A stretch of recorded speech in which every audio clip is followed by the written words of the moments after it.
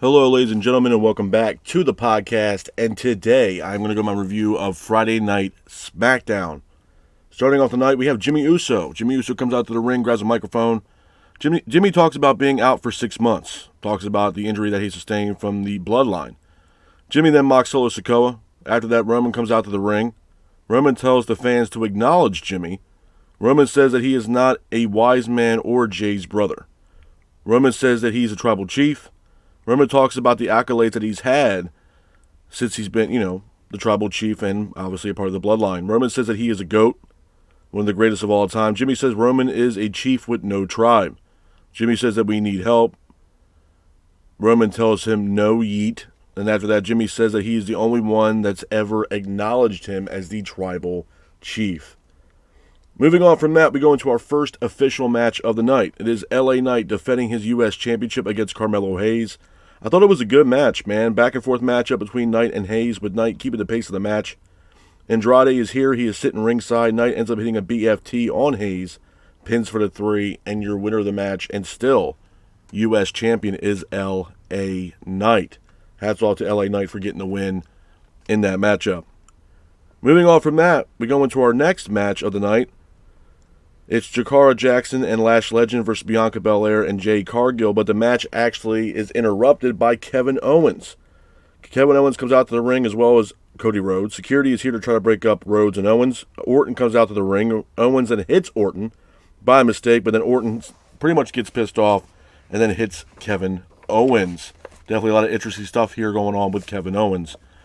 Moving on from that, we get the official match between Jakara Jackson and Lash Legend versus Cargill and Belair for the women's tag team titles. I thought it was a good match. Back and forth matchup between both teams, with Jade and Bianca keeping the pace of the match, with Jade and Bianca hitting the finish, pins for the 3, and your winners of the match are Jade Cargill and Bianca Belair. Hats off to Cargill and Belair for getting the win in this matchup. Moving on from that, we go into our next match of the night. It is Nia Jax versus Naomi. I thought it was a good match. Back and forth matchup between Jax and Naomi, with Naomi keeping the pace of the match. Tiffany Stratton attacks Naomi. Liv comes out to the ring, attacks Naomi. And then the match, then all of a sudden Naomi goes for the pin, pins for the 3. And your winner of the match is Naomi. After the match, Rhea comes out to the ring. She attacks Raquel Gonzalez. Rhea also attacks Nia as well as Liv Morgan. Moving on from that, we have Kevin Owens is also shown backstage attacking Randy Orton. Same thing that Owens did a couple weeks back when Owens attacked Cody Rhodes at Bad Blood. Moving on from that, we go into our main event of Friday Night Smackdown. It is Jimmy Uso versus Solo Sikoa. I thought it was a good match, man. Back and forth matchup between Jimmy and Solo, with Solo keeping the pace of the match. Fatu hits Jimmy ringside. Solo then hits a Samoan spike, pins for the 3, and your winner of the match is Solo Sikoa. After the match, the Bloodline attack Jimmy. Roman is here. Roman tries to attack Fatu, Tongalo, and Tama Tonga. And then Roman and Solo both exchange in the middle of the ring. A couple of things I want to talk about, man, when it pertains to Friday Night Smackdown before I get the hell up out of here. Number one, solid show, man. Let's look at the show and just really dissect this show. You look at something like for the situation with Kevin Owens. I think the situation with Owens is great. I told you guys before, I know Owens, his contract was coming up at the end of the year, and I know a lot of people were saying that he was going over to AEW, and Tony Khan, was going to offer Kevin Owens a lot of money. Do I think that's still a possibility of Tony Khan trying to offer Kevin Owens a lot of money? Yeah, but I would be very surprised to see Kevin Owens leave WWE to go over to AEW. I just don't see that happening at all. I'd be very shocked. With that being said, it was about time Kevin Owens did turn heel. There was really nothing left for Kevin to do as far as being a babyface at this point. It was either Orton or Owens that had to turn heel. And for what it's worth, Owens and Orton are great heels. Absolutely great heels. And to see, Owens attack Cody Rhodes backstage at Cody Rhodes' tour bus, and then seeing what, Owens did to Randy Orton backstage on Friday Night Smackdown, it's great to see, man. I mean, it definitely gets a lot more eyes on the product, number one. It gets a lot more people in tune and, intrigued by the storyline with Kevin Owens, because everybody wants to know why Owens attacked Rhodes.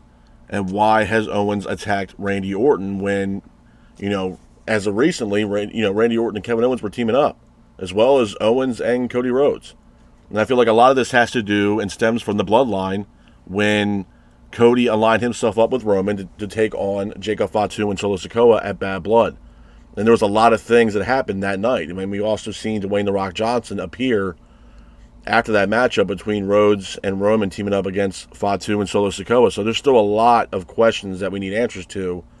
And hopefully we get some kind of more insight on what the hell The Rock is doing back in WWE, especially a part of this Bloodline storyline. But, it's great to see Jimmy back, too. I know a lot of people were worried about Jimmy, myself included, because Jimmy's been off the scene for about 6 months.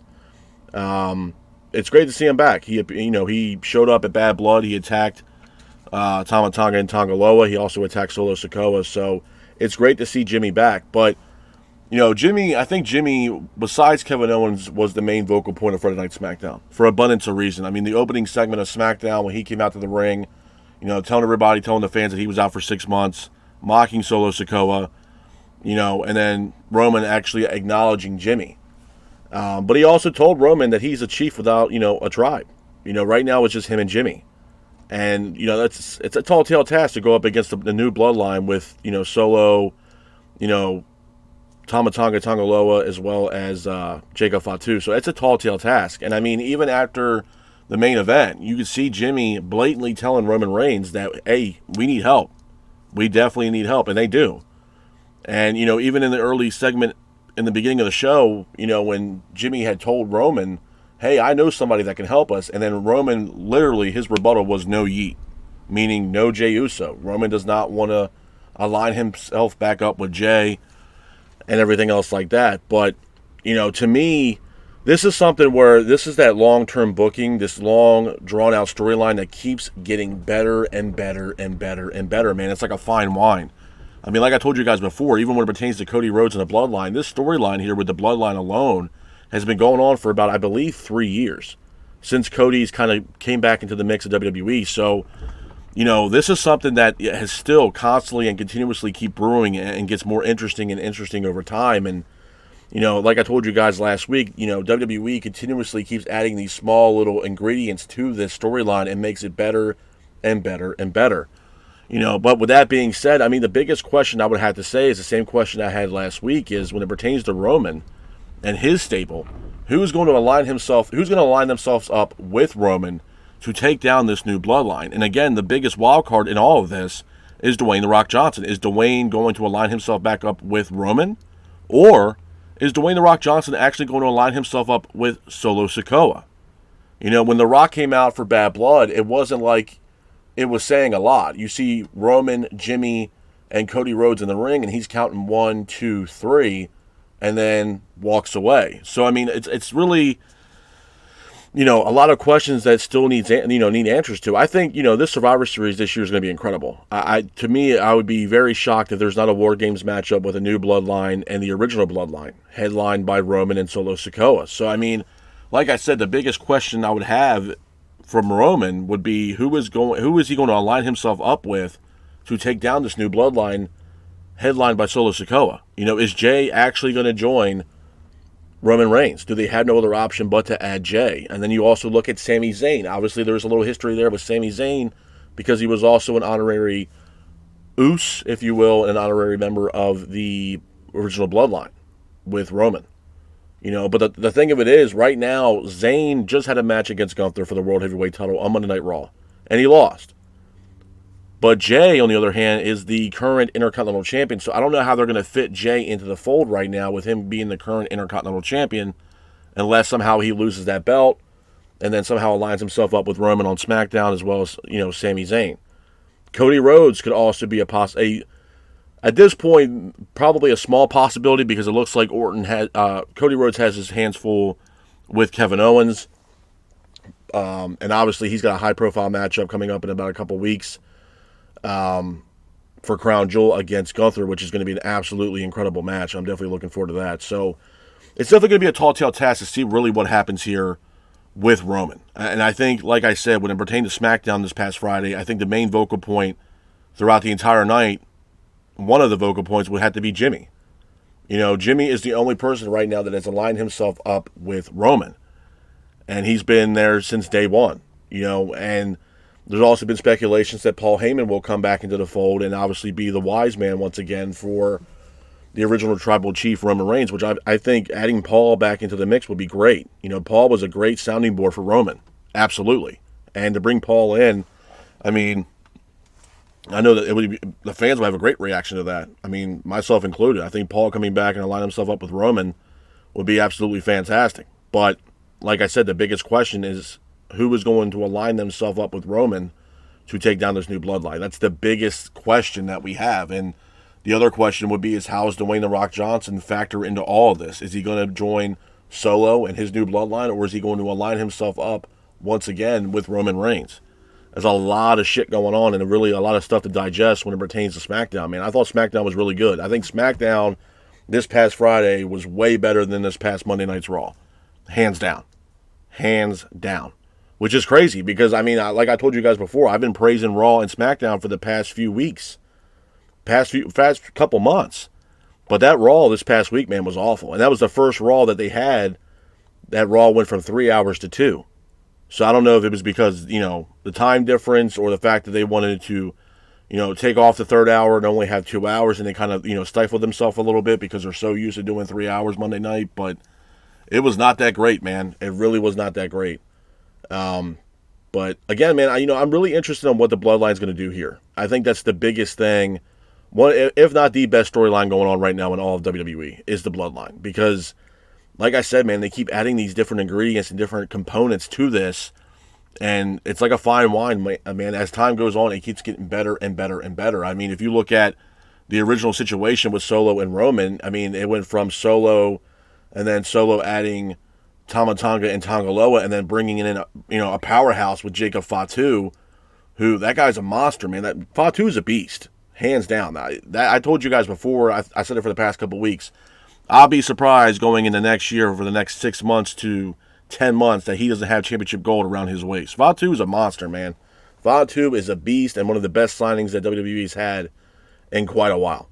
He can definitely go solo on his own without Solo Sikoa in the Bloodline and really have a singles run for himself. Absolutely. And I think that's the reason why Solo put him in the position that he's in right now, being the enforcer of the new Bloodline, because at one time, he was a tag team champion. He actually vacated that belt and gave it to, I believe, Tonga Loa. And Solo, pretty much promoted him as the enforcer of the new Bloodline. But it was kind of like Solo said that, the tag team belts is below Jacob Fatu. You know what I'm saying? And Fatu, he's going to have a hell of a career in WWE. I genuinely believe that. That guy is an absolute beast, man. And, like I said, Survivor Series is really shaping up to be a good card. If I'm not mistaken, they would be stupid not to book a Civil War Bloodline matchup here between the new Bloodline and Roman's Bloodline in a War Games matchup, 5v5, make the best team win. That's what I would do. Absolutely. And that's why I said when you look at Roman has Jimmy right now, so it'll be Roman, Jimmy. If they bring in Jay and they bring in Sami Zayn, that's 4 people. They need one more guy to come in to align themselves up with Roman, and who knows who that's going to be. Who knows? Obviously, their bloodline in wrestling goes very, very far. Obviously, another wild card will be Zilla Fatu. I don't know if he's still with other, on the indies or whatever, still wrestling on the indies. But again, Zilla Fatu is also a powerhouse, man, and I think he was tag team partners with Jacob Fatu on the indies, and that tag team had to be just devastating, bro, with Fatu and Zilla Fatu as a tag team. Those guys had to be just an indestructible force. So that also could be a wild card. Maybe Cody Rhodes could also align himself up with Roman due to the fact that Cody has already done business with Roman at Bad Blood to take on Solo and Jacob Fatu. You know what I mean? So again, there's still a lot of questions that we have not got answers to when it pertains to this bloodline. But every single week, man, every single PLE as of late, the storyline with the bloodline intensifies and gets better and better and better over time, man. And I'm definitely excited for it. And I'm all for it. I'm absolutely all for it to see how this is going to play out. There was rumors that The Rock won't even be at WrestleMania this coming year. And, Rock shut that down quick. So we're going to see what happens, man. And obviously, what people I think are also overlooking is when it pertains to Dwayne "The Rock" Johnson. He even said when he came back last time that he does have some unfinished business with Cody Rhodes. So again, I don't think Cody is going to be really that far away from this bloodline situation. Obviously, there's some unfinished business there, and if The Rock wants to have a match with Cody, that puts Cody right back into that whole Bloodline storyline again. So it's definitely going to be an interesting rest of the year for pro wrestling, and definitely a crazy part of the year next year for pro wrestling, man. It's going to be crazy for both WWE as well as AEW. But with that being said, this is my review of Friday Night SmackDown. I hope you guys are out there staying safe. Be careful, and remember, stay classic. Peace.